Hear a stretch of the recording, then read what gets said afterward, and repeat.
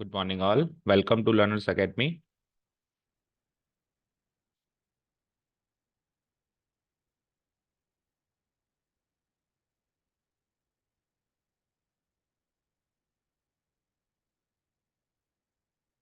Okay, so after a short break, we will continue our chapter number 6, application of derivatives. Okay, इसके हमने 3 topics कर लिए थे। 2 topics जो ओमिटेड थे, सीबीएसई बोर्ड ने ओमिट किए थे, वो हमने छोड़ दिए थे। तो अभी आपके तो कोर्स में है, तो आपको कंटिन्यू कराएंगे। That means the topic names are, first of all let's remind the 5 topics quickly, क्योंकि थोड़ा गैप हो गया। तो first topic was rate of change. Derivatives का एप्लीकेशन सीख रहे थे हम। डेरिवेटिव्स कहाँ कहाँ काम आते हैं, जिसमें से 5 टॉपिक हमको दिए गए यहाँ काम आते हैं, वो वैसे और भी जगह काम आते हैं। हमको 5 टॉपिक पढ़ने हैं हमारे कोर्स में। तो पहला था rate of change, right. Second one was increasing and decreasing functions. ये मैं एक्सरसाइज के सीक्वेंस के हिसाब से बता रहा हूँ। एक्सरसाइज नंबर 6.1 6.2 उसके सीक्वेंस के हिसाब से बता रहे हैं आपको। Increasing and decreasing functions. Then the third topic was equations of tangents and normals, या टेंजेंट्स एंड नॉर्मल्स कह लो सिंपली, जो हम आज स्टार्ट करने वाले हैं। फोर्थ टॉपिक वाज अप्रोक्सीमेशंस, लिख भी रखा है हमने एक जगह, राइट। 5 टॉपिक का इंट्रोडक्शन लिख रखा, मतलब नाम लिखा हुआ है ना, approximations. And the fifth and the most crucial was maxima and minima, maxima and minima.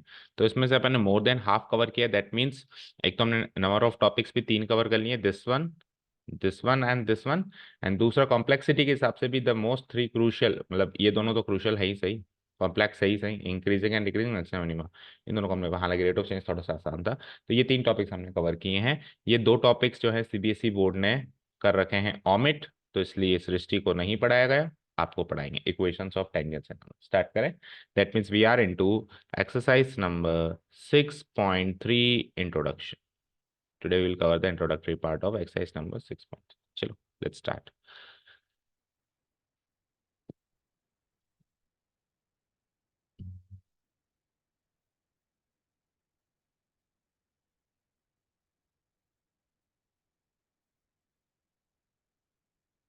Okay, tangents and normals. ठीक है, first of all this topic covers the geometric section. ये ज्योमेट्रिक सेक्शन से रिलेटेड टॉपिक है। तो इसमें curves and tangents and normals की बात की जाएगी। जैसे टॉपिक का नाम भी क्या है, टेंजेंट्स एंड नॉर्मल्स। हमने टॉपिक का नाम लिखा है शायद equations of tangents and normals, but doesn't make any difference, बात तो एक ही है। Equations of tangents and normals लिखेंगे, टेंजेंट्स एंड नॉर्मल, क्योंकि बात टेंजेंट्स एंड नॉर्मल्स की इक्वेशंस की जाएगी कि टेंजेंट्स एंड नॉर्मल्स की इक्वेशन बनाओ, या बनी बनाई दे देगा, कुछ इन्फॉर्मेशन निकालो, तो बात उनकी इक्वेशंस की जाएगी। तो इसलिए हमने टॉपिक का इंट्रोडक्शन किया है, equations of tangents and normals at a point. ठीक है, चलो बात स्टार्ट करते हैं। तो सबसे पहले हम बात करते हैं टेंजेंट्स एंड नॉर्मल्स होते क्या हैं। What do you understand by tangents और नॉर्मल्स। चलो नॉर्मल्स को भी हटाओ, नॉर्मल्स को भी हटा देते हैं। What do you understand by tangent. Tangent क्या होता है, एक कर्व को छू के निकल जाए, दैट मीन्स अ लाइन। सबसे पहले तो टेंजेंट या नॉर्मल एक लाइन होती है, सबसे पहली चीज। किसी का टेंजेंट क्या होती है, एक लाइन होती है। क्या होती है, एक लाइन। लाइन कह दो, लाइन सेगमेंट कह दो, रे कह दो, है ना। ये टेंजेंट होती है। और नॉर्मल भी एक लाइन होती है। नॉर्मल के बारे में चलो एक बार के लिए साइड में हटा देते हैं, दोनों ही एक तरीके से लाइन होती है। तो सर लाइन तो बहुत सारी होती है, इसमें ऐसा क्या खास बात है इसका नाम टेंजेंट रख दिया गया। तो ये एक स्पेशल टाइप ऑफ लाइन होती है, जो एक कर्व को एक पॉइंट पर, one and only one point को पर इंटरसेक्ट करती है। ये वो लाइन होती है। अब ऑब्वियसली एक कर्व को एक ही पॉइंट पे इंटरसेक्ट करवाना है, तो उसका एक ही तरीका है कि बाहर से छू के निकल जाओ। क्योंकि अगर आप अंदर एंट्री ले लोगे तो फिर 2 पॉइंट्स पे इंटरसेक्शन हो जाएगा।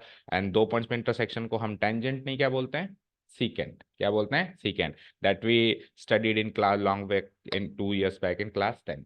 10th में सीखा था सीकेंट एंड टेंजेंट्स। हालांकि पहले हम टेंजेंट्स एंड सीकेंट्स केवल सर्किल का बनाते थे, है ना। क्लास 10th में अपन टेंजेंट्स एंड सीकेंट्स केवल और केवल किसका बनाते थे, सर्किल का। सर्किल का टेंजेंट ऐसे बना देते थे, एंड सर्किल का सीकेंट ऐसे बना देते थे। तो ये 2 पॉइंट पे अंदर एंट्री ले ली तो 2 पॉइंट पे इंटरसेक्शन करना पड़ेगा, और बाहर से छू के निकल जाए तो 1 पॉइंट पे intersection. So that was tangent and that was normal. Sorry, secant. Normal की तो बात ही नहीं कर रहे। नॉर्मल का इंट्रोडक्शन हमने 11th में हालांकि किया है। ठीक है, so this was tangent and secant. लेकिन देखा जाए तो केवल सर्किल ही एक कर्व थोड़ा है। हमने 10th तक सीखा था कि सर्किल एक कर्व है। हमने 11th में क्या सीखा, बहुत सारे और कर्व है। Like ellipse, like parabola, like hyperbola, या इनके कई तो ऐसे जिनके कोई नाम ही नहीं है।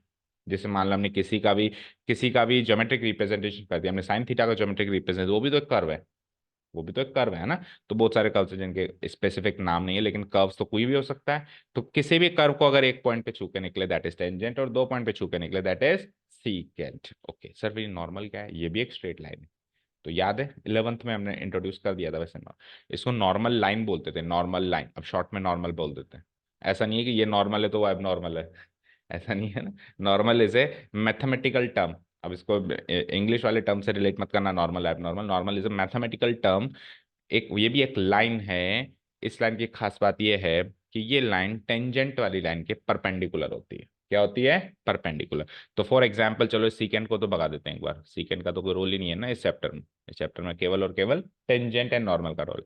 तो सर ये आपने टेंजेंट बना दी, आप कह रहे हो कि इस टेंजेंट के जो परपेंडिकुलर लाइन, ये तो बन गई टेंजेंट। आप कह रहे हो इस टेंजेंट के परपेंडिकुलर जो लाइन बनेगी वो नॉर्मल होगी, बिल्कुल होगी।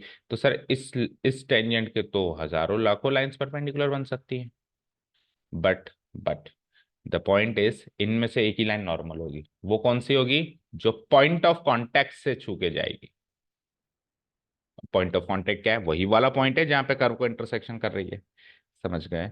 So tangent is a line और line segment which intersect a curve at one and only one single point, and that point is called point of contact. Normal is also a line which is perpendicular to the tangent passing through the point of contact. Very easy, दोनों की definition clear हो गई, tangent normal. चलो अब circle के हिसाब से क्यों देखें अपन, अपन किसी भी कर्व के हिसाब से देखते हैं। तो let's say this is a curve.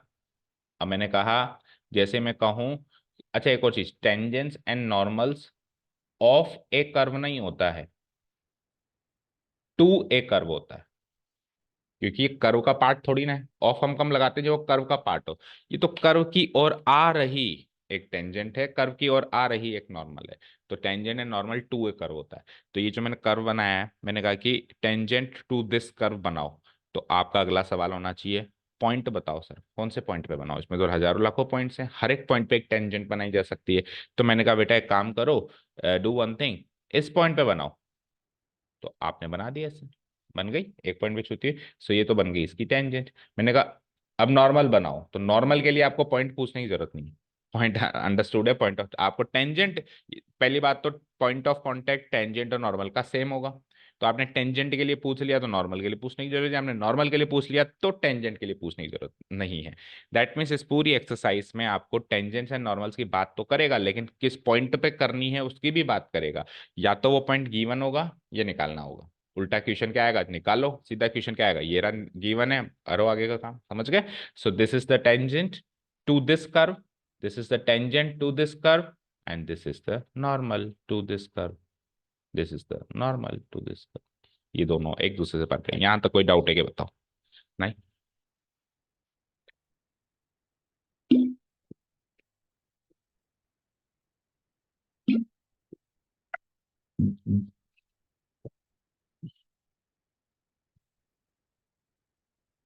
चलो, तो टेंजेंट्स एंड नॉर्मल का इंट्रोडक्शन तो हो गया, मतलब इंट्रोडक्शन तो क्या कहने की बात है, रिवीजन हो गया, जानते तो हम पहले ही थे, इंट्रोड्यूस थोड़ा ना कर रहे हैं।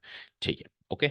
अच्छा जी, अब इस एक्सरसाइज से रिलेटेड कुछ बात कर रहा हूँ, इस टॉपिक से रिलेटेड जो हमारे कोर्स में है। जो कर्व आपको गिवन होगा जिस पर टेंजेंट या नॉर्मल बनानी है, उस कर्व की आपको एक्चुअली इक्वेशन गिवन होगी। क्या गिवन होगी? y is equals to f x type की form. y is equal to x function of x, जैसे अपन को कर्व दिया होता है वैसे। जिस पॉइंट पर टेंजेंट या नॉर्मल बनाना है उसको इस एक्सरसाइज में x0 वाई 0 से डिनोट किया गया। वैसे कुछ भी कर सकते हैं अपन, x1 y1, दो पॉइंट है तो x1 y1, तीन पॉइंट है तो x0 y0, x1 y1, x2 y2। ठीक है, जैसे क्योंकि और पॉइंट्स भी तो हैं, लेट्स से इस पॉइंट पे भी तो टेंजेंट्स एंड नॉर्मल बन सकते हैं, बहुत सारे पॉइंट्स पे बन सकते हैं। ओके फाइन, यहाँ तक क्लियर है? चलो जी, तो ये हो गई दो बातें। एक और चीज आगे बढ़ने से पहले, मैंने कहा इस पॉइंट पे, इस वाले कर्व पे, इस पॉइंट पे टेंजेंट बनाओ, ऐसे बना दोगे। मैंने कहा इस वाले पे बनाओ, ऐसे बना दोगे, पॉइंट दे दूंगा तो। लेकिन मैंने कहा एक कर्व बना रहा हूं, ध्यान से देखना, उसकी टेंजेंट बनाना आप, है ना, सोचना कैसे बनेगी। इसकी टेंजेंट बनाओ। अब आप कहोगे सर इसकी टेंजेंट कैसे बनाए, आपने कर्व तो बनाया ही नहीं। याद रखना, line is also a curve, line is also a curve, तो ये लाइन बनाई है ना मैंने। तो आपने कहा कि किसी भी कर्व पे हम टेंजेंट या नॉर्मल बना सकते हैं, बना सकते हैं। तो नॉर्मल तो बाद में बनाएंगे, बोले टेंजेंट तो बनाओ।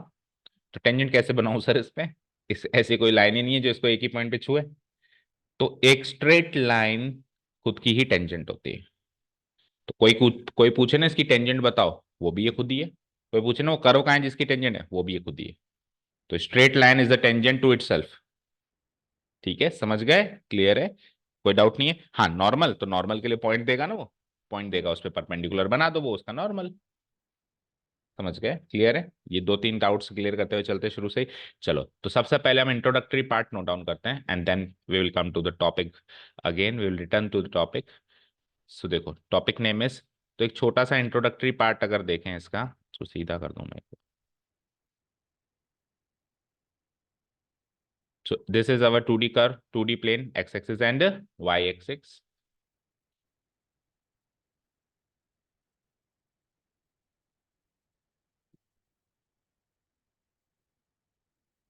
This is our x-axis and y-axis 2D curve. ठीक है, तो x एक्सिस पे तो x के पॉइंट्स होंगे, y एक्सिस पे y is equal to f x y वाले पॉइंट्स होंगे, फंक्शन की वैल्यू पुट अप करके। तो this is the curve. Can you see the curve? Curve दिखाई दे रहा है? Okay, this is the curve जो ब्लैक कर दिया मैंने। ये जो लाइन है जो एक पॉइंट पे छू के निकल रही है, that is the tangent line. Tangent line कह दो या सिंपली टेंजेंट भी कह सकता हूँ। This is our tangent line.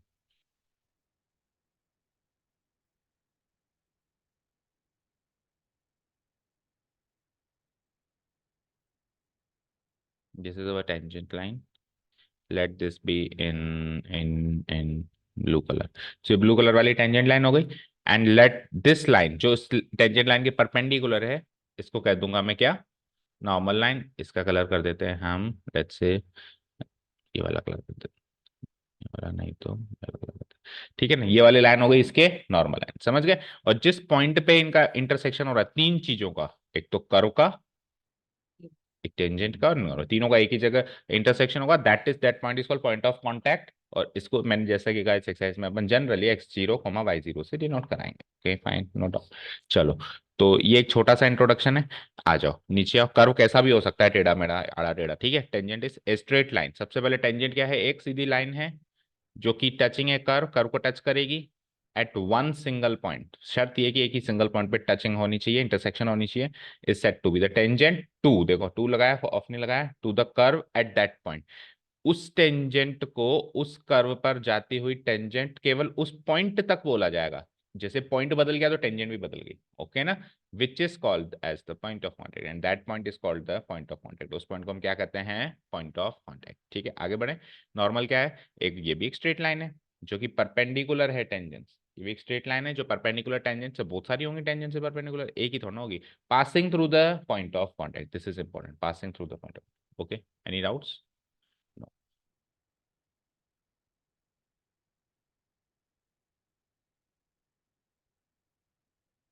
ठीक है, ओके, चलें आगे। चलो जी, तो ये तो हो गया इंट्रोडक्टरी पार्ट। वापस इस पे आ गए। देखो, जैसा कि मैंने कहा, टॉपिक टेंजेंट एंड नॉर्मल थोड़ी ना है। टॉपिक है equation of tangent and normal. क्या टॉपिक है? Equation of tangent.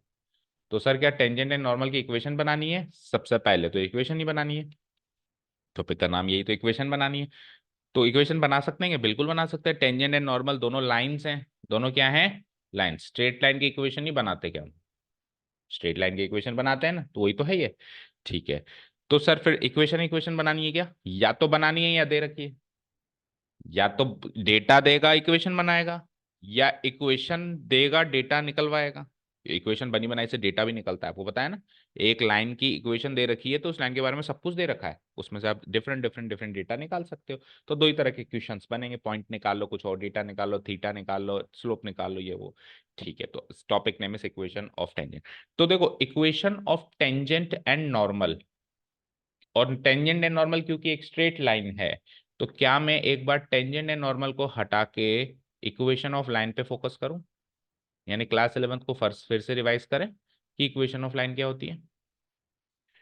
फिर से रिवाइज कर लेते हैं, फिर उस लाइन में अपन टेंजेंट एंड नॉर्मल को फिट कर देंगे। पहले लाइन की इक्वेशन क्या होती है इस पे तो बात कर लें।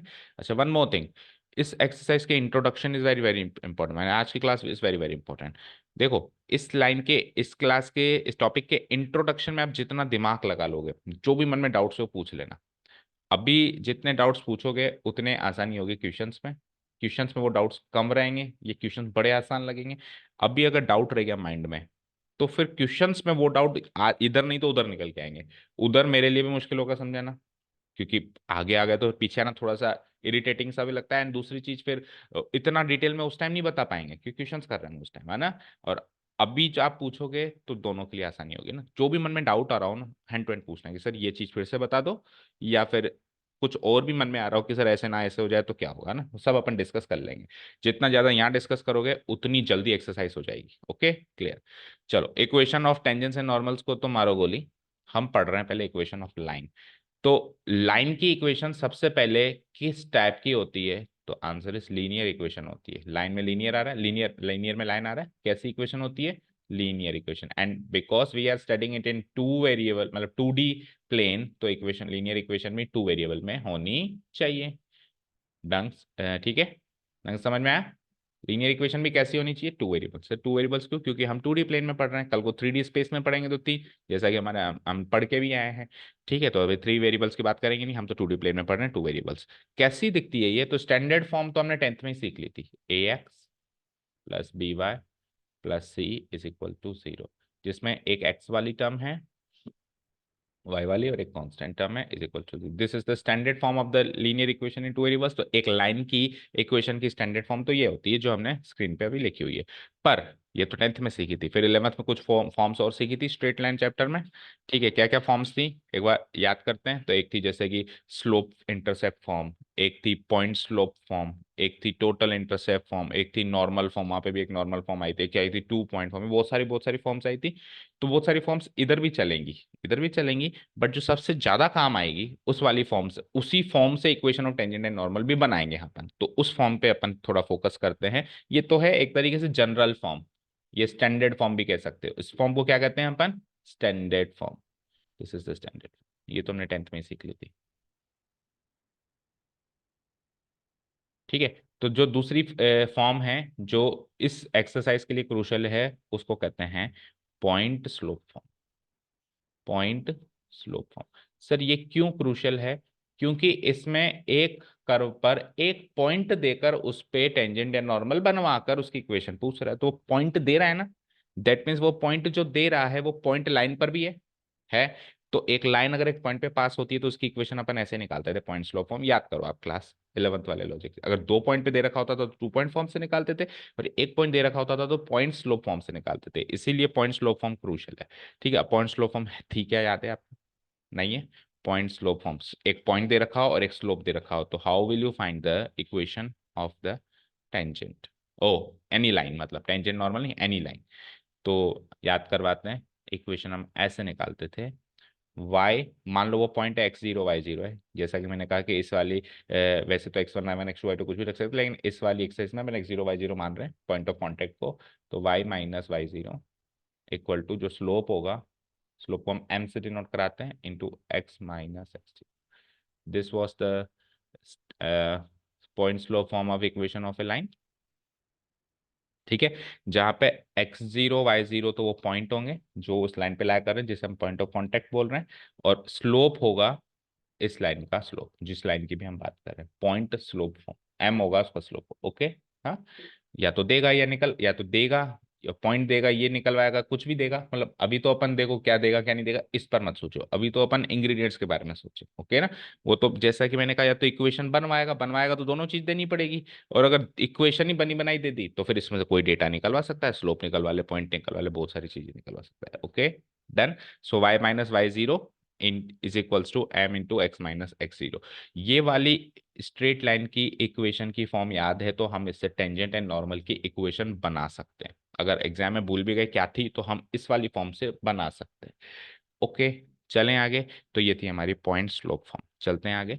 अब अपन इसको equation of tangent and normal में फिट करने वाले हैं। ओके, फिट करने से, इसको याद कर लो एक बार, याद हो गया, y माइनस वाई जीरो। अच्छा, इसी से कुछ ना कुछ कन्वर्जन जब मैं करूंगा, थोड़ा सॉल्व करूंगा, तो ऐसी जनरल स्टैंडर्ड फॉर्म बन सकती है जिसमें सारी टर्म्स को इधर ले जाओ और उधर जीरो रख दो, तो ऐसी बन जाएगी वो तो, है ना। अब कई बार वैसी गिवन होती है, ऐसे में कन्वर्ट करनी पड़ती है, कई बार ऐसी गिवन होती है और उसमें कन्वर्ट करनी पड़ती है। वैसे अगर आपसे इक्वेशन बनवाए कि बनाओ, तो आपको फाइनली इस फॉर्म में बना के छोड़ के आनी है, a x plus b y plus c equal to zero, ना कि ऐसे बना के छोड़ दो। इससे तो स्टार्ट करनी है, इस वाली फॉर्म से तो बनाना स्टार्ट करना है, पॉइंट्स मतलब अलग अलग चीजें लेकर रख के सॉल्व करके फिर फाइनली उस फॉर्म में छोड़ के आनी है। Okay done. चलिए, अब सर चैप्टर के नाम पे तो आओ, application of derivatives, where are we finding the derivatives. Differentiate तो करो, किसी को बहुत देर हो गई डिफरेंशिएट नहीं किया, किसी को मजा नहीं आ रहा है ना। सो डिफरेंशिएशन का क्या रोल है इसमें, तो डिफरेंशिएशन का रोल अब आपको बताते हैं। देखो, डेरिवेटिव की दो डेफिनेशंस अपन ने सीखी थी। मैंने आपको कहा था, एक तो है एज ए अर्थमेटिक डेफिनेशन और एक है एज ए ज्योमेट्रिक डेफिनेशन। तो रेट ऑफ चेंज तो अर्थमेटिक डेफिनेशन थी, आपको याद हो तो। रेट ऑफ चेंज जो अपन ने सीखी है दैट इज अर्थमेटिक डेफिनेशन। ये जनरल डेफिनेशन कह सकते हो कि जनरली डेरिवेटिव का मतलब होता है चेंज होने की स्पीड या रेट। तो दूसरी डेफिनेशन क्या है, दूसरी डेफिनेशन आप सुन के हैरान हो जाओगे, स्लोप ऑफ टेंजेंट। अब ये डायरेक्ट कनेक्ट हो गया टॉपिक से। दूसरी डेफिनेशन पता है क्या है, स्लोप ऑफ टेंजेंट, यानी कि किसी कर्व पे, किसी पॉइंट पे, किसी कर्व के किसी पॉइंट पे स्लो डेरिवेटिव निकालने का मतलब होता है उस पॉइंट पे बने हुए टेंजेंट का स्लोप निकाल। फिर से सुनो, फिर से सुनो, किसी कर्व पे किसी पॉइंट पर डेरिवेटिव या डिफरेंशिएशन निकालने का मतलब ये होता है कि उस पॉइंट पर जो टेंजेंट बनी हुई है उसका स्लोप निकाल। टेंजेंट का स्लोप, स्लोप तो टेंजेंट का ही निकलेगा, कर्व का कैसे निकलेगा ना, स्ट्रेट लाइन का ही तो स्लोप निकालते हैं अपन। सो उस पॉइंट पे, उस कर्व के उस पॉइंट पे जो भी टेंजेंट बना, उस टेंजेंट का स्लोप निकालो, या उस कर्व पे उस पॉइंट पे डेरिवेटिव निकालो, बात है कि ये सिंपल से शब्दों में कहें तो डेरिवेटिव लिख देता हूं मैं, और इसको याद कर लो, बिल्कुल घोल के पी जाओ। Derivative of a curve, obviously at a point की बात करेंगे अपन,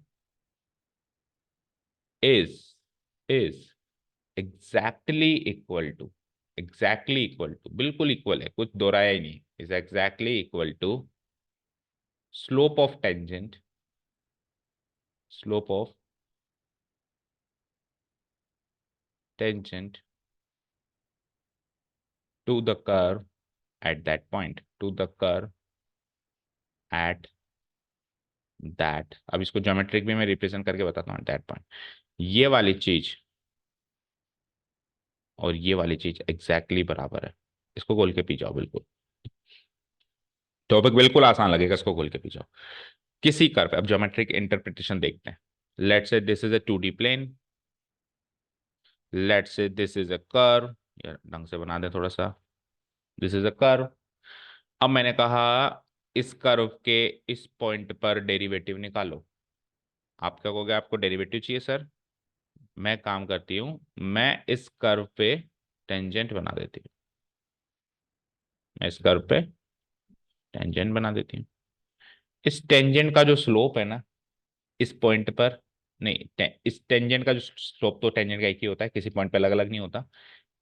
इस पॉइंट पर बने हुए टेंजेंट का जो स्लोप है, इस पॉइंट पे बने हुए, क्योंकि टेंजेंट हर एक पॉइंट पे अलग अलग बन सकता है ना। जैसे मतलब इस पॉइंट पे बनाओ तो ऐसे बनेगा, स्लोप अलग हो जाएगा, चेंज हो जाएगा ना। तो इस पॉइंट पे बने हुए टेंजेंट का स्लोप इस कर्व का इस पॉइंट पे डेरिवेटिव है, समझ गई। ठीक है, दैट मीन्स अगर मैं y equal to f x, ये मान लो कोई कर्व है, ओके, और ये मान लो कोई पॉइंट है, जैसे फॉर एग्जाम्पल 2,3 ये पॉइंट है, तो मैं y equal to f x का पहले y डैश निकालूं और फिर वहां पे 2,3 पुटअप करूं, यानी x कॉमा वाई की वैल्यू क्या पुटअप करूं, 2,3 पुटअप करूं। तो यहां से जो आंसर आएगा वो आंसर सेम आएगा अगर इस लाइन का मैं ये थीटा निकाल दूं, क्योंकि स्लोप का मतलब क्या होता है, टेन थीटा। तो मैं इस लाइन का ये थीटा गिवन हो या कैसे भी हो, ये गिवन ही होगा। तो ये गिवन होगा, तो मैं यहां से m equal to tan theta निकाल लूं, तो ये चीज एग्जैक्टली सेम आएगी। अब किसी में ये चीज गिवन होके वो चीज पूछेगा, किसी में ये चीज गिवन होके वो चीज पूछेगा। तो अभी अपन इक्वेशन ऑफ लाइन की बात कर रहे थे, वहां पे स्लोप आ रहा था, तो स्लोप आ रहा था, तो स्लोप यही तो है। तो वो स्लोप अपन ये ऐसे ना निकाल के ऐसे निकालेंगे, क्योंकि एप्लीकेशन ऑफ डेरिवेटिव करना है। क्योंकि आपको तो कर्व की इक्वेशन गिवन होगी, आपको उस लाइन ने, वैसे स्लोप का मतलब क्या होता है, स्लोप का मतलब होता है tan theta tangent of the angle, angle made by the line with the positive side of x axis. Positive side of x axis के साथ जो एंगल बन रहा है उसका टेंजेंट जो फंक्शन होता है, टेन फंक्शन होता है, वो अप्लाई करना ही स्लोप होता है। वो अप्लाई करना ही क्या होता है, स्लोप होता है। लेकिन वो तो 11th क्लास में अपन ऐसे स्लोप निकालते थे, अभी अपन स्लोप कैसे निकालेंगे, उस कर्व को डिफरेंशिएट करके, डिफरेंशिएट करके स्लोप आ जाएगा, पॉइंट गिवन होगा, रख देंगे, बन गई इक्वेशन ऑफ टेंजेंट। अभी नॉर्मल की बात नहीं कर रहे, केवल टेंजेंट की बात कर रहे हैं। समझ गए, क्लियर है। क्या इक्वेशन सीखी थी अभी अपन ने स्लोप पॉइंट फॉर्म में, बताओ। y minus y zero equal to slope into x minus x zero, fine. Y zero x zero खुद देगा, स्लोप हम कर्व को डिफरेंशिएट करके निकालेंगे। अभी अभी सीखा ना अपन ने कि slope of tangent equal to derivative of curve, तो हम डिफरेंशिएट करेंगे कर्व को और वहां से स्लोप निकाल लेंगे, स्लोप निकाल के इधर पुटअप कर देंगे, एक्स जीरो वाई जीरो दे ही रखा है, बन गई इक्वेशन। हाँ हाँ, उसको एज इट इज वहां डाल देंगे, ठीक है। दैट मीन चलो इसको और मॉडिफाई कर देता हूँ, ये स्लोप कैसे निकालेंगे sir, d y by d x करके, ये लो d y by d x at that point, d y by d x at 2,3 at 5 जो भी पॉइंट, तो मैं एक्स जीरो वाई जीरो लिख देता हूँ, at x zero y zero. अब ये परफेक्ट इक्वेशन बन चुकी है, एक्चुअली नोट्स में भी यही लिखी हुई है, ठीक है। ये इक्वेशन ऑफ टेंजेंट है, ये एक पार्ट खत्म हो गया हमारा, इक्वेशन ऑफ टेंजेंट नॉर्मल का एक पार्ट खत्म हो गया, इक्वेशन ऑफ टेंजेंट बन गई है, ठीक है। क्लियर, अभी नॉर्मल पे बाद में आएंगे, एक बार टेंजेंट के, अब नॉर्मल की बात आपको बता दूं, यहाँ से परपेंडिकुलर बनेगी, उसकी इक्वेशन बनानी है। तो जब मैं इसको परपेंडिकुलर बनाऊंगा तो नॉर्मल भी तो उसी पॉइंट से पास हो रही है, that means x zero y zero तो वैसा ही रहेगा, बस स्लोप बदल जाएगा। भाई वो भी तो लाइन है, उस लाइन की इक्वेशन भी तो ऐसे ही निकाली जाएगी, तरीका तो यही होगा, उसका भी पॉइंट ऑफ कांटेक्ट तो वही होगा, एक्स जीरो वाई जीरो, फर्क केवल और केवल स्लोप का होगा। तो दो लाइन जब एक दूसरे से परपेंडिकुलर होती हैं तो उनके स्लोप में क्या कनेक्शन होता है वो सोचना है, याद है ना, वो पैरेलल के केस में होता है। देखो, अगर ये एक लाइन बनाई मैंने, इस लाइन के पैरेलल एक और लाइन बना दी मैंने, ओके, तो इन दोनों का स्लोप सेम होगा, क्योंकि दोनों अगर पैरेलल हैं तो दोनों एंगल भी सेम बनाएंगी, पैरेलल है तो ये कॉरेस्पॉन्डिंग एंगल होगा, सेम बनाएंगे, तो टेन थीटा भी सेम होगा तो स्लोप भी सेम होगा। अगर दो लाइंस पैरेलल हैं तो स्लोप सेम होगा, लेकिन अगर दो लाइंस परपेंडिकुलर है तो याद करो m1 m2 इक्वल टू -1, दोनों के स्लोप्स का प्रोडक्ट -1 होगा, ये सीखा था अपन ने। तो सपोज करो यहाँ से m1 गिवन हो और m2 निकालना हो, या m2, जैसे मान लो ये तो है स्लोप ऑफ टेंजेंट, ये है स्लोप ऑफ नॉर्मल, मुझे क्या चाहिए, स्लोप ऑफ नॉर्मल। तो कैसे निकालेंगे, -1/m1, और m1 कैसे निकालते हैं, वही डेरिवेटिव, भाई स्लोप ऑफ टेंजेंट का तो फॉर्मूला ही मिल गया ना, डेरिवेटिव ऑफ ए कर्व। तो दैट मीन्स ये जो d y by d x at x zero y zero था, ये तब्दील होकर क्या हो जाएगा, -1 divided by d y by d x at that point x zero equal x zero comma y zero. बस खत्म कहानी, ये स्लोप बदल दो इस फॉर्म में, तब तो नॉर्मल बन गई, और वैसे के वैसे एज इट इज रख दो, d y by d x at, तो वो टेंजेंट बन गई, ठीक है, दैट्स इट। तो इसको एक बार डिलीट कर दूं, अब टॉपिक पे आ जाए एक बार, जो आपको नोट्स में नोट डाउन करना है, ये हमने इंट्रोडक्शन खत्म किया।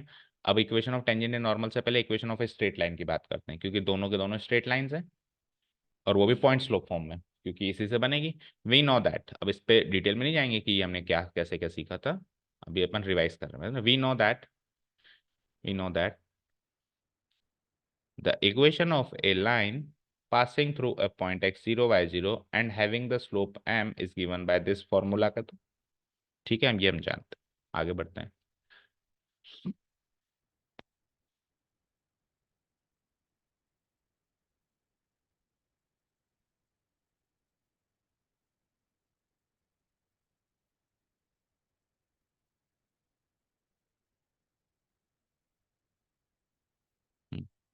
ठीक है, आगे बढ़ते हैं। Now we know that slope of the tangent, अब ये कह रहा है कि ये तो हम जानते ही हैं, क्योंकि एक्चुअली डेरिवेटिव से जस्ट पिछला चैप्टर है, उसमें अपन इसकी डेफिनेशन पढ़ के आए हैं कि डेरिवेटिव क्या होता है, स्लोप ऑफ द टेंजेंट होता है। स्लोप ऑफ द टेंजेंट, जिसको अपन m कहते हैं, किसी कर्व पे जिसकी इक्वेशन ये है, ये एक्चुअली इस कर्व का इस पॉइंट पे डेरिवेटिव ही होता है, is the derivative of the curve at the point of contact x zero y, ये तो भूल के पीना ही पड़ेगा बिल्कुल।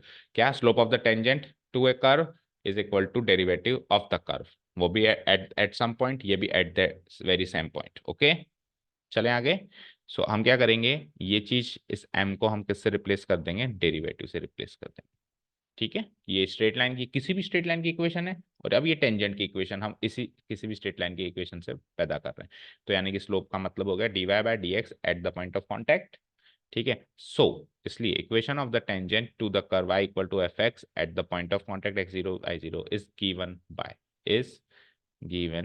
Bye this formula. बन गई इक्वेशन ऑफ टेंजेंट की इक्वेशन फॉर्म। ठीक है, y-y0 क्या लिखा हुआ है, y-y0 ये स्लोप था जिसको अपन ने अब डेरिवेटिव में चेंज कर दिया x-x0। या फिर ये लिखना थोड़ा हैक्टिक लग रहा है तो अपन f'(x0) भी लिख सकते हैं, क्योंकि एफ एक्स जो फंक्शन होता है इसका डेरिवेटिव अपन f'(x) कहते हैं। और फिर जो वो पॉइंट अपन जिस पॉइंट पे अपन निकाल रहे हैं, जैसे मान लो f2 पे निकाल रहे हैं तो f'2 f'3 कहते हैं। तो हम x0 y0 पे निकाल रहे हैं तो x कोऑर्डिनेट x0 है तो इसको f'(x0) भी कहते हैं। तो f'(x0) रख दो इसकी जगह। ठीक है, ओके चलो आगे बढ़ो। तो ये दूसरी वाली फॉर्म हो गई, y-y0 equal to f'(x0). Done, यहाँ तक क्लियर है। अब अब कुछ एक्स्ट्रा बात है। स्लोप ऑफ टेंजेंट तो मतलब इक्वेशन ऑफ टेंजेंट तो खत्म हो चुका है। अब नॉर्मल तक पहुंचने की कुछ बातें। तो अभी अभी मैंने बताया कि जब दो लाइंस पैरेलल होंगी, जैसे मान लो ये लाइन L1 है, ये लाइन L2 है, तो इन दोनों के स्लोप्स क्या होंगे, इक्वल। इन दोनों के स्लोप्स क्या होंगे, इक्वल। ये M1 है, ये M2 है, तो इन दोनों में क्या रिलेशन होगा, इक्वालिटी का रिलेशन होगा, M1 इक्वल टू M2। पर दूसरा सिनेरियो देखें तो अगर दो लाइंस परपेंडिकुलर हैं, let's say this is again L1 and this is again L2, तो अब दोनों में परपेंडिकुलर का अगर रिलेशन है तो अगर इसका स्लोप M1 है इसका M2 है तो क्या रिलेशन होता है, M1 M2 इक्वल टू -1। तो ये दो रिलेशंस पढ़ते हैं पहले। we know that when two lines are parallel their slopes are equal, that is M1 equal to M2, and the other relation, when two lines are perpendicular the product of their slopes is -1। ठीक है, the product of their slopes is what, -1।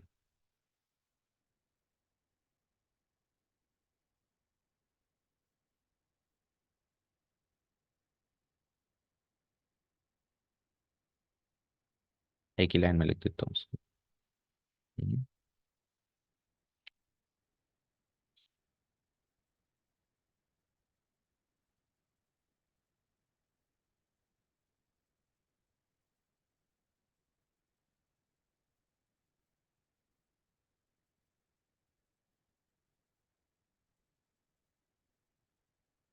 ठीक है, the product of their slopes is when two lines are perpendicular the product of their slopes is -1, that is mathematically बात करें तो M1 M2 equal to -1। दो relation सीख लिए, आगे बढ़ते हैं। So the slope of the normal पे आ गया पापा, है ना। तो नॉर्मल और टेंजेंट दोनों से परपेंडिकुलर है। Slope of the normal to that curve at that point, उसी कर्व पे उसी पॉइंट पे जो नॉर्मल बनेगी उसका स्लोप की बात करते हैं। फिर इक्वेशन आपको पता है, इक्वेशन पूरी पूरी स्लोप पे टिकी हुई है, पॉइंट ऑफ कॉन्टेक्ट तो सेम है, तो पहले स्लोप की बात कर लें उससे इक्वेशन बन जाएगी। तो स्लोप की बात करते हैं, is given by M2 equal to, let's say M2 तो थी मेरी नॉर्मल की स्लोप, M2 तो थी मेरी नॉर्मल की स्लोप, तो मैं क्या कहूंगा M2 इक्वल टू -1/M1, उस रिलेशन से M2 की वैल्यू निकाली, और M1 क्या था मेरा, स्लोप ऑफ टेंजेंट। तो ये आ गई साहब आपकी स्लोप ऑफ नॉर्मल। इसको उधर फिट कर दूं तो इक्वेशन ऑफ नॉर्मल, और इसी पार्ट को नीचे वाले पार्ट को फिट कर दूं तो इक्वेशन ऑफ टेंजेंट। बाकी x0 इधर भी रहेगा, y0 x0 सेम रहेगा। ओके, नाउ तो अब इक्वेशन पे आ गए हम। Equation of the normal to the curve y equal to f x at that point point of contact is given by, ये बन गया आपका नॉर्मल की इक्वेशन का फॉर्मूला। सेम वैसा ही बन रहा है देखो, बस नीचे की साइड अब चाहो तो अगेन f'(x0) रख दो उसकी जगह, तो नीचे वाला जो फॉर्म है वो पढ़ने में थोड़ी आसान लगेगी, y-y0 equals to -1/f'(x0) into x-x0। ऐसे पढ़ लो या ऐसे पढ़ लो। ठीक है, डन। तो equation of tangent cover, equation of normal cover, in short topic introduction is over. ठीक है, इन शॉर्ट भी बात कर रहे हैं तो टॉपिक इंट्रोडक्शन इज और अप्रोक्सीमेशन नेक्स्ट टॉपिक आ गया, तो इसको तो कर देता हूं मैं एक बार के लिए बंद।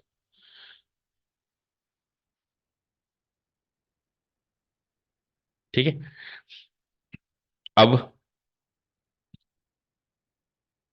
हम्म, दो चीजें और सुनो एक्सरसाइज पे चलने से पहले।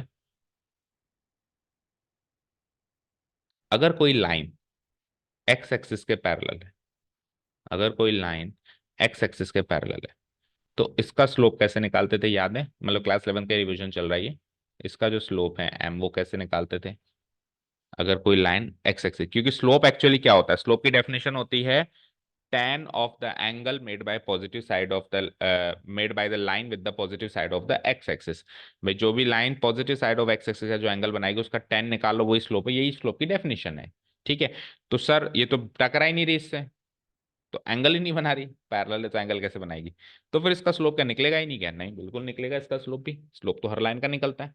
तो इसका स्लोप कैसे निकालेंगे? इसकी एक एक परछाई इमेजिन करो एक्स एक्सिस के ऊपर, तो जब ये पैरेलल है तो ये पूरी की पूरी ओवरलैप करेगी इसको। तो कोई लाइन अगर एक दूसरे को ओवरलैप कर रही है तो वो उसके साथ 0 या 180 या पाए का एंगल बनाती है ना, 0 या पाए का एंगल बनाती है। यानी कि इसका स्लोप या तो टेन जीरो कह दो या टेन पाए कह दो, टेन जीरो कह दो या फिर टेन पाए कह दो, टेन जीरो डिग्री या टेन पाए, तो दोनों ही जीरो होते हैं। दैट मीन्स कोई लाइन अगर एक्स एक्सिस के पैरेलल है तो उसका स्लोप जीरो है, याद हो गया? कोई लाइन अगर एक्स एक्सिस के पैरेलल है तो उसका स्लोप जीरो है। चलो, टेक अनदर सिनेरियो, इसका उल्टा कर दो, आप सोचो इसका उल्टा क्या होगा? वाई एक्सिस के पैरेलल, वेरी गुड। अगर कोई लाइन वाई एक्सिस के पैरेलल हो तो उसका स्लोप कैसे निकालेंगे? तो सुनो, अब क्या आप वाई एक्सिस पे ले जाओगे ना? हम हमको तो एक्स एक्सिस से भिड़ंत करानी होती है, वो हो गई। तो बस ये अंडरस्टूड है कि अगर वो वाई एक्सिस के पैरेलल है तो एक्स एक्सिस से परपेंडिकुलर होगी, तो उसका स्लोप क्या होगा? टेन थीटा लगाते थे, थीटा मिल गया 1090 या 10 पाई बाय 2, कुछ भी कह लो, 10 पाई बाय 2 होता है इन्फिनिटी। तो कोई लाइन अगर वाई एक्सिस के पैरेलल है तो एक्स एक्सिस के परपेंडिकुलर है तो उसका स्लोप होगा इन्फिनिटी। कोई लाइन अगर एक्स एक्सिस के पैरेलल है, या इसको कह सकते हैं वाई एक्सिस के उल्टा कहते हैं, वाई एक्सिस के परपेंडिकुलर है, तो उसका स्लोप होगा जीरो। अच्छा, दूसरी चीज, वैसे इन्फिनिटी को इन्फिनिटी बोलते हैं, बट इस एक्सरसाइज में इन्फिनिटी की वैल्यू 1/0 रखनी पड़ेगी जगह जगह। क्या रखनी पड़ेगी? 1/0। टेंथ में थोड़ा सा हमने सीखा था कि zero is the reciprocal of infinity and infinity is the reciprocal of zero. तो वो वैल्यू रखनी पड़ेगी। हालांकि 2/0 भी हो सकता है, 3/0 भी हो सकता है, एनीथिंग बाय जीरो इन्फिनिटी है, बट हम बाकी वैल्यूज ना रख के ये वैल्यू रखेंगे 1/0। ठीक है, दो चीजें सीख गए। चलो, अब है टाइम अभी एक आध क्वेश्चन करने का, इंट्रोडक्टरी क्वेश्चन करने कर लें, एक बार एक्सरसाइज पे चलते हैं सीधे without wasting time. Exercise examples same to same उसी पैटर्न पे आप कर सकते हो। एक्सरसाइज नंबर 6.3, कुछ इंट्रोडक्टरी क्वेश्चंस रहेंगे शुरू के दो तीन, वो तो यही निपट जाएंगे। अच्छा, अब देखो पहला क्वेश्चन तो क्या बच्चों वाला क्वेश्चन है, बिल्कुल कुछ डायरेक्ट क्वेश्चन देगा शुरू में तो फिर वो वहां फिर आकर देगा। Find the slope of the tangent to the curve at x equal to 4। इस कर्व पे एक टेंजेंट बनाओ एक्स इक्वल टू 4 नामक पॉइंट पे, और उस टेंजेंट का स्लोप बताओ। क्वेश्चन है ना, देखो।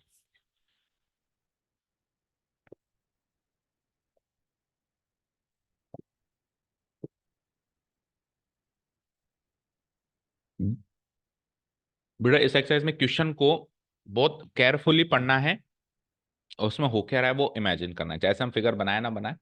क्योंकि फिगर इसलिए नहीं बना सकते क्योंकि इस कर्व का एग्जैक्ट फिगर तो मुझे, मैं बता सुन सकता हूँ कैसा कर्व चलेगा ये। तो चलो, रफ फिगर भी बनाना चाहें तो सर एक कर्व है, तो मैं तो सारी कर्व को ऐसे ही बनाता हूँ, है ना? और क्या बनाए, कर्व थोड़ा ना बनाने बैठेंगे, पैराबोला बना देते हैं अपन सबको। So let's say this is 2D plane and this is the curve. इस कर्व पे एक्स इक्वल टू 4 कहीं होगा, बिल्कुल होगा, 1 2 3 4 अंदाजे से यहाँ होगा sir. This is the x equal to 4 वाला point, this is the x equal to 4। यहाँ पे वाई वाई कोऑर्डिनेट भी कुछ होगा, मुझे नहीं पता वाई कोऑर्डिनेट, एक्स कोऑर्डिनेट तो 4 है, वाई कोऑर्डिनेट y0 ले लो, क्योंकि वैसे भी कोई पॉइंट को x0 y0 लेते हैं, तो एक्स कोऑर्डिनेट तो पता है, वाई कोऑर्डिनेट नहीं पता है। इस पॉइंट पे टेंजेंट बनाओ, ये लो साहब सर, ये बना देते हैं टेंजेंट। इस पॉइंट पे टेंजेंट ऐसी तो बनेगी जिसको इससे छू जाएगी, बना दी सर। इसका स्लोप निकालो। इसका स्लोप निकालने के लिए मतलब ये थीटा होना चाहिए, और इसका टेन थीटा निकाल दूंगा तो वो इसका स्लोप होगा, m equal to tan theta. अब सवाल ये है कि सर ये थीटा कहाँ से निकालें? जब तक थीटा नहीं निकलेगा तब तक टेन थीटा नहीं निकलेगा, टेन थीटा नहीं निकलेगा स्लोप नहीं निकलेगा। तो मैंने क्या कहा, इस तरीके से थोड़ा निकालो स्लोप, इस तरीके से मत निकालो स्लोप। आप एप्लीकेशन ऑफ डेरिवेटिव्स वाले चैप्टर में, अगर आप क्लास 11th में होते तो आपको ऐसे स्लोप निकालना होता, लेकिन अभी आप कहाँ हो, एप्लीकेशन ऑफ डेरिवेटिव्स वाले। अच्छा, एक और चीज, स्लोप का एक फॉर्मूला और होता है, वो भी याद रखना। अगर दो पॉइंट गिवन हो तो y2 minus y1 divide by x2 minus y, किसी किसी क्वेश्चन में भी काम आएगा। ये भी इसका फॉर्मूला बन गया, टेन थीटा भी इसका फॉर्मूला बन गया। तीसरा फॉर्मूला बताओ, अभी सीखा ना, dy बाय dx, डेरिवेटिव निकाल लो, वो भी तो स्लोप है, एट x0 y0, ये किसी भी एक पॉइंट पे, ठीक है। तो क्लियर है, तीन फॉर्मूले मिल गए हमको स्लोप निकालने के। थीटा गिवन हो तो टेन थीटा, 2 पॉइंट गिवन हो तो y two minus y one divide by x two minus x one, और कुछ ना गिवन हो, कर्व गिवन हो जिस पर टेंजेंट बना रहे हो तो उस कर्व को डिफरेंशिएट कर लो, वो स्लोप है। तो हम तो कैसे निकालेंगे, हमको इसका थीटा थोड़ा ना गिवन है, हमको तो सर इस कर्व की इक्वेशन गिवन है। कर्व कर्व के आगे ही तो लिखी हुई है इक्वेशन, दैट मीन्स ये इक्वेशन इस कर्व की है। कई बार इक्वेशन लिखी होती है तो हम ये नहीं पहचान पाते इक्वेशन किसकी है, टेंजेंट की है क्या, नहीं ये कर्व की है, कर्व के आगे लिखी हुई है। तो कर्व की इक्वेशन को डिफरेंशिएट करके हमको सीधे ही इसका स्लोप मिल जाएगा। समझ गए, इस तरीके से हम निकालेंगे। तो कैसे प्रेजेंट करेंगे देखो, सबसे पहले अपन कर्व लिख देते हैं। Here the equation of the curve is given as, equation of the curve is given as. So बताओ क्या equation of the curve given है, ये रही। This is the equation of the curve given.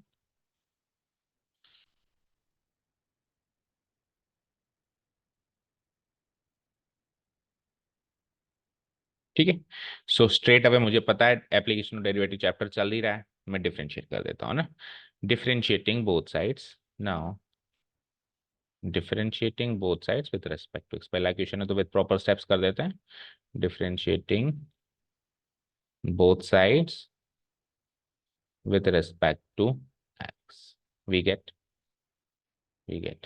याद रखना कि कर्व की equation को ही डिफरेंशिएट करवाएगा 90% केसेस में। तो कुछ एक केसेस होते हैं जिसमें अपन किसी और को डिफरेंशिएट कर रहे हैं, लाइक टेंजेंट को डिफरेंशिएट कर दिया, पर उससे कुछ मिलेगा तो नहीं। बट चलो भाई, कुछ भी स्पेसिफिक कोई क्वेश्चन बना दिया है ना, क्या बोलते हैं उसको, कस्टमाइज्ड क्वेश्चन बना दिया, आगे जनरली कर्व की इक्वेशन को 99% कहूंगा मैं, तो इसी को डिफरेंशिएट करेंगे। सो वाई का डेरिवेटिव हम d y by d x वाली में डाल देते हैं, ये वाई डैश भी डाल सकते हो, पर इस एक्सरसाइज में d y by d x form में लिखा हुआ है। 3x⁴ का बोलो, बहुत ईजी सी डिफरेंशिएशन है, 4 3 12 x³ - 4। ओके, डन, ये आ गया हमारा डेरिवेटिव। फाइन, अब आपसे क्या पूछा है, यही तो स्लोप ऑफ टेंजेंट है, बट वो पॉइंट बस 4 यहाँ पे पुट अप कर दो, दैट्स खत्म कहानी, ठीक है ना। तो क्या लिखूंगा मैं now, the slope of the tangent, जो हमसे पूछा है द स्लोप ऑफ द, पहले कुछ क्वेश्चन तक तो टेंजेंट ही टेंजेंट चलाएगा, तो फिफ्थ क्वेश्चन से नॉर्मल की बात करेगा। अच्छा, किसी में दोनों भी पूछेगा, ठीक है। Slope of the tangent to the curve, to the given curve, to the given curve at at the point, at the point x = 4, इस गिवन बाय ये स्लोप ऑफ द टेंजेंट कैसे मिलेगा हमको। सबसे पहले तो स्लोप को बोलते क्या है, m, वो निकालने का फॉर्मूला है dy/dx एट x = 4 का आपने, एट x = 4। और वो कैसे निकालूं, ऊपर dy/dx तो दिया हुआ है ही ना आपको, उसमें x की वैल्यू 4 पुट अप करो, दैट इज 12 इंटू 4 का क्यूब - 4। सॉल्व करूंगा तो 12 इंटू 4 का क्यूब इज 64, 4 4 64 -4, 12 4 जा 48, रिमाइंडर 4, 12 6 जा 72 and 4 is 76 -4। So the answer is 764, please match the answer. सही है, अब ये डाउट कभी मत करना सर इतना बड़ा स्लोप, स्लोप की डेफिनेशन क्या है बताना एक बार। टेन थीटा, टेन थीटा की कोई रेंज है क्या, टेन थीटा की डोमेन क्या है, टेन थीटा की डोमेन सारे के सारे पॉइंट्स, बट π/2 वाले पॉइंट्स मत लेना क्योंकि उस पर इन्फिनिटी आता है, यानी कि ऑल रियल नंबर्स माइनस और मल्टीपल्स ऑफ π/2, ये इसकी तो डोमेन है। टेन थीटा की रेंज क्या है, एनी रियल नंबर, तो एनी रियल नंबर ही तो है ये कुछ भी आएगा, 764 आ जाएगा, कई बार क्या आ जाएगा 1236, ऐसा भी स्लोप आएगा। कई बार ऐसा भी आएगा कि 1/736, ये भी स्लोप हो सकता है। कई बार √2 भी आएगा, √2 भी स्लोप हो सकता है। एनी रियल नंबर, बस इमेजिनरी आयोटा वाला नंबर नहीं आना चाहिए, बाकी कोई भी रियल नंबर आ जाए वो उसका स्लोप हो सकता है। डाउट मत करना कि ये क्या निकाल दिया, ठीक है। चलो नेक्स्ट क्वेश्चन में डेटा चेंज कर देते हैं। क्वेश्चन क्या है, slope of the tangent to the curve, curve बदल दिया है इसने। अब जैसे कर्व बदला तो कर्व के हिसाब से कुछ डेफिनेशन भी बदल दी, जैसे कि एक रैशनल फंक्शन है तो रैशनल फंक्शन में डिनोमिनेटर जो है उसकी वैल्यू 0 नहीं हो सकती ना, तो इसने ये वाला पॉइंट ही हटा दिया जो उसकी वैल्यू को 0 करता हो। तो है the given curve is y = दिख रहा है आपको, इसके आगे इसकी डेफिनेशन में अगर उसने लिखा है x = 2 तो आप भी लिखना है ना, x-1 divide by x-2 where x is not equal to 2। तो differentiating both side with respect to x, वो प्रोडक्ट रूल क्वोशंट रूल लगा दो बस, और क्या, आ जाओ। तो इट्स लाइक नीचे वाले का तो क्या हो जाएगा, whole square, x minus two का होल स्क्वायर। ये तो सब करके आए हम, इससे बैंकर बैंकर करके आए। ये क्या चीज़ है हमारे आगे, एक्स माइनस वन का डेरिवेटिव वन, नीचे वाला एज इट इज माइनस, अब ऊपर वाला एज इट इज, नीचे वाले का भी वन, इसको सॉर्ट आउट करो।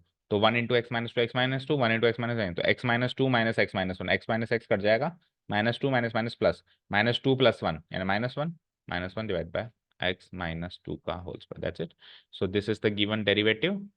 पॉइंट उसने दे ही रखा होगा, क्या दे रखा है, एक्स इक्वल टू टेन, ये लो साहब 10 कर देता हूँ उसको, ठीक है, इधर भी 10 करना पड़ेगा फिर, सेम ही क्वेश्चन है, वो तो डेटा चेंज है बस, इक्वल टू 10, ठीक है। सो इधर बस ये 10 पुट अप कर देते हैं वैल्यू में, minus one divided by x, x की वैल्यू 10, तो 10 माइनस टू का whole square, minus one divide by 10 minus two, 8 का स्क्वायर है 64, माइनस वन बाय 64 चेक करो, सही है। तीसरा देखो, find the slope of the tangent, again curve he change है, पॉइंट सब बिल्कुल सेम है, इसको तो होमवर्क मार्क करो। थर्ड वाला कुछ भी नहीं है, वही डेरिवेटिव गिवन, डेरिवेटिव निकालना है, पॉइंट पुट अप करना है। फोर्थ में कुछ अलग है क्या, देखो वही सेम है, तो थर्ड एंड फोर्थ तो बिल्कुल सेम है, बस आपका क्या कह रखा है, एक्स कोऑर्डिनेट दे रखा है, यानी वही एक्स इक्वल टू जैसे 10 दे रखा है ना, तो ऐसे कह दे कि उस पॉइंट पे जिसका एक्स कोऑर्डिनेट टू है, तो बात तो वही एक्स इक्वल टू टू पे है ना। सो थर्ड एंड फोर्थ बिल्कुल सेम हो जाएगा ना। फिफ्थ में नॉर्मल पूछ लिया, और फिफ्थ में नॉर्मल पूछने के साथ साथ कर्व की इक्वेशन भी थोड़ी सी बदल दी। अब कर्व की इक्वेशन जो है वो आज की तारीख में सीधी सीधी नहीं दे रहा है कि y equal to f x, किस फॉर्म में दे रहा है पहचानो, इस फॉर्म को क्या बोलते हैं, x इक्वल टू समथिंग और y equal to something given होता है, इसको क्या बोलते हैं, इस फॉर्म को क्या बोलते हैं, ये भी एक फंक्शन को या कर्व की इक्वेशन देने का एक तरीका है, इसको एक कुछ नाम है इसका बोलने का, हमने इससे पिछले चैप्टर में सीखा है, जो एक्चुअली हमारे सीक्वेंस में तो बहुत पहले निकल गया, हमारे सीक्वेंस में तो इससे पिछला चैप्टर पता नहीं कभी किया था हमने, जब सेशन स्टार्ट हुआ था तभी किया था, अभी खत्म होने के कगार पे।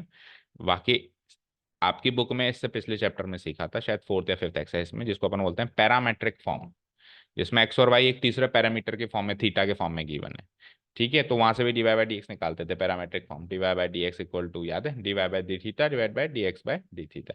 तो बस वो कर्व की इक्वेशन उस तरीके से निकाल लेंगे, क्या फर्क पड़ता है, ठीक है। तो अभी विथआउट स्टेप्स कर रहा हूं मैं, जैसे मुझे इक्वेशन ऑफ द कर्व आप खुद लिख देना, is given in the parametric form as here the, कोई कहे सर ये भी कर्व होती है, बिल्कुल कर्व होती है, कि फॉर्म पैरामेट्रिक फॉर्म में गिवन है, the equation of the curve given in parametric form. जितनी ज्यादा आप इंफॉर्मेशन लिखोगे तो चेक करने वाले को लगेगा कि हाँ ये जो स्टूडेंट है नॉलेजेबल है। In parametric form is given as, is given as, फिर ये आप इक्वेशन दे दोगे, इक्वेशन ही एक तरीके से। सो अब डिफरेंशिएट करेंगे both sides with respect to theta, इसको भी और इसको भी, दोनों इक्वेशंस को। नाउ डिफरेंशिएटिंग बोथ पैरामीटर्स, या डिफरेंशिएटिंग बोथ इक्वेशंस ले लो, डिफरेंशिएटिंग बोथ साइड्स लिख लो, कोई दिक्कत नहीं, both sides with respect to what, theta, we get, so x equal to some theta का फंक्शन है, तो उसको तो क्या लिख सकता हूं मैं, d x by d theta, और उसको क्या लिख सकता हूं मैं, d y by d theta. So इसकी वैल्यू हो जाती है a cos क्यूब थीटा की वैल्यू हो जाती है, a will be as an arbitrary constant, cos cube theta का क्या होगा, 3 नीचे आएगा, तो 3 cos square theta into, cos theta का भी तो होगा चैन रूल से, सो 3 cos square theta into cos theta का माइनस साइन थीटा, इसको कंपाइल कर दो पूरा। सो ये हो जाता है -3 a cos square theta sine theta, fine. चलो similarly d y by d theta इसके नीचे निकाल लो, वो हो जाएगा वही a, अब साइन क्यूब थीटा का 3 sine square theta into sine theta का चेन रूल से कॉस थीटा, सो इसको कंपाइल करेंगे तो 3a sine square theta cos theta. चलो जी, अब ये तो d y by d theta d x by theta है sir, slope of the tangent तो d y by d x होता है, थीटा बीटा नहीं जानते हम, d y by d x होता है, तो क्या करेंगे, सो d y by d x निकालेंगे, d y by d x is given by d y by d theta, ये हमने फिफ्थ चैप्टर में सीख लिया है, d x by d theta.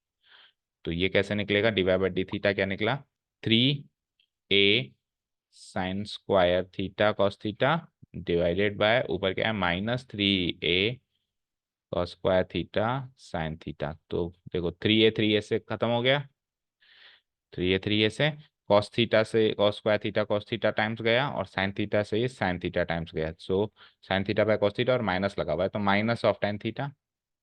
ये फाइनल हमारा। अब देखो डेरिवेटिव भी उसी पैरामीटर में आएगा जिसमें कर्व गिवन है, कर्व थीटा में गिवन है तो डेरिवेटिव भी थीटा में आएगा, तो पॉइंट बी थीटा में चेक करो। ठीक है, पॉइंट बी थीटा में है, कर्व भी थीटा में है और डेरिवेटिव भी तो वही स्लोप ऑफ द, लेकिन अब क्या नॉर्मल पूछा है, तो अब की बार टेंजेंट नहीं पूछा है, क्या पूछा है normal. Now the slope of the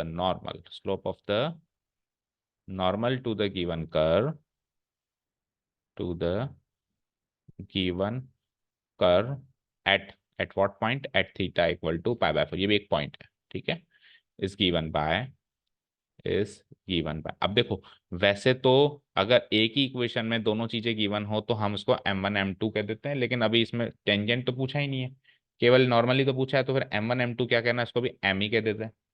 पर ऐसे मत कहना सर m तो स्लोप ऑफ टेंजेंट होता है। ठीक है मानता हूँ होता है, लेकिन अभी अपन इस पूरे इक्वेशन में स्लोप ऑफ टेंजेंट का जिक्र ही नहीं कर रहे ना, तो अब डायरेक्ट m2 लिखेंगे तो चेक करने वाले से कहेगा फिर m1 क्या लिया था तुमने। ठीक है, तो अभी सिंपली m लिख देते हैं। एक ही इक्वेशन में जब दोनों का जिक्र हो तो m1 will be slope of tangent, m2 will be slope of normal. m equal to, अच्छा इसका फॉर्मूला लेकिन याद रखेंगे, -1/dy/dx at that point at theta equal to π/4। So put the values, so it's like -1 और dy/dx क्या -tan theta, और उसी point पे बताऊं तो एट थीटा की वैल्यू π/4। सो ये हो जाएगा -1/tan π/4 is 1 -1 -1 -1 answer check. Okay समझ आया अच्छे से, क्लियर है। अगला देखो, find the slope of the normal to the curve, ये बस ये चेंज किया है। Can we do this as homework, check करो। हम्म कर सकते हैं, चलो इसको कर लो। सिक्स्थ वाला क्वेश्चन यहाँ कर लेते हैं, ज़्यादा हो जाएगा नहीं तो, वो नोट्स में भी नोट डाउन करना है और फिर से 7 से अपन कल करेंगे। ठीक है, तो ये वाला और कर लो, चलो अभी कर लेते हैं इसको। तो डेटा ही चेंज करना है, वही नॉर्मली पूछा है आपसे, और थीटा इक्वल टू π/2 की बार। सो ये पैरामेट्रिक फॉर्म गिवन है, x equal to this and y equal to this और थीटा इक्वल टू दिस। ठीक है, सो dx/d थीटा निकाल लें, dy/d थीटा निकाल लें पिछली बार की तरह।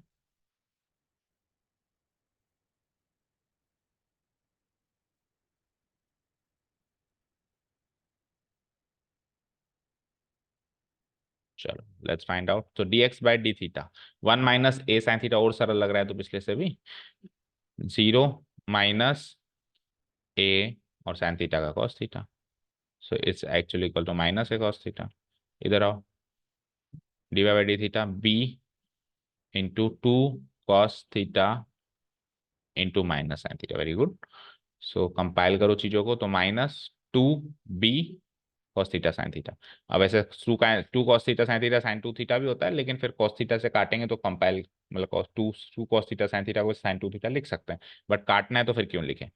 ठीक है, तो इसको सॉल्व करते हैं, -2b cos theta sin theta. यहाँ पे गलती ये मत कर देना, divide by -a sin theta. क्या होता है कि हमको जब इक्वेशन गिवन होती है तो पहले x की वैल्यू गिवन होती है, फिर y की वैल्यू गिवन होती है, तो हम डिफरेंशिएशन में भी पहले dx/थीटा निकालते हैं और dy/थीटा बाद में निकालते हैं, लेकिन डिवाइड करने में ये ऊपर आएगा, ये नीचे आएगा। जल्दीबाजी में ये मत कर देना दिस डिवाइड बाय, ये जल्दीबाजी में गलतियां हो जाती है ना, बिल्कुल ध्यान से। dy/d थीटा ऊपर रहेगा, dx/d थीटा नीचे रहेगा। सो -a sin थीटा ही है ऊपर, उधर तो नहीं, -a cos थीटा है ना, sin थीटा क्यों लिखा मैंने, -a cos थीटा ही तो है, -a cos थीटा। चलो सो काटो, माइनस माइनस तो हो गया प्लस, ए से नहीं कटा, ऊपर बी है, cos थीटा से cos थीटा कटा, दैट्स इट। सो क्या आया, 2b 2b sin theta by A, that's it. चलो जी, तो थीटा इक्वल टू π/2 है, अब की बार थीटा इक्वल टू π/2 है। दूसरी चीज, नॉर्मल है कि टेंजेंट है, ये चेक कर लेना। नॉर्मल है, तो नॉर्मल है तो यही फॉर्मूला रहेगा, -1/डेरिवेटिव, है ना। टेंजेंट है तो सीधा सीधा डेरिवेटिव, और नॉर्मल है तो -derivative at theta equal to π/4, whatever the point is given. चलो put the values and find the answer.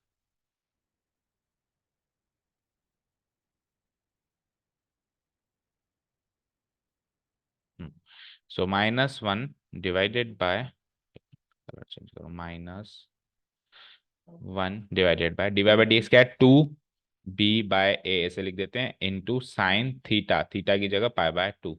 So what is sine π/2, it is 1। So -1/2b/a को ऊपर भेजो, -a/2b is the final answer. Match हो रहा है answer. So easy questions तो हमने कर लिए। अब लेकिन अभी तक भी केवल स्लोप की बात हो रही है, अभी तक भी इक्वेशन बनाने की बात नहीं हो रही है। अभी भी आपको टेंजेंट या नॉर्मल की इक्वेशन नहीं बनाने के लिए कहा उसने, केवल स्लोप निकालने के लिए कहा। अब स्लोप को उसमें पुट करना पड़ेगा, y-y0 equal to slope into x-x, तब जाके इक्वेशन बनेगी। ठीक है ना। और ना ही इक्वेशन देकर कुछ डेटा, अब वैसे ऑब्वियस बात है, जब इक्वेशन ही नहीं बनवाई अभी तो इक्वेशन देगा कैसे, है ना। तो आगे के क्वेश्चंस किस टाइप के रहेंगे, अभी स्लोप से रिलेटेड क्वेश्चन ही है, 7th और 8th में भी स्लोप से रिलेटेड क्वेश्चन ही है ना। फिर अगले जो शीट आएगी उसके अंदर फिर इक्वेशन से रिलेटेड क्वेश्चन, तो ये हम कल करेंगे। टोटल कितने क्वेश्चन है इसमें, 27 है। ओके चलो, लेट्स सी कितने दिन में होता है, कर दूं। आज की class over. Okay, thank you so much for listening to us, have a nice day, keep learning and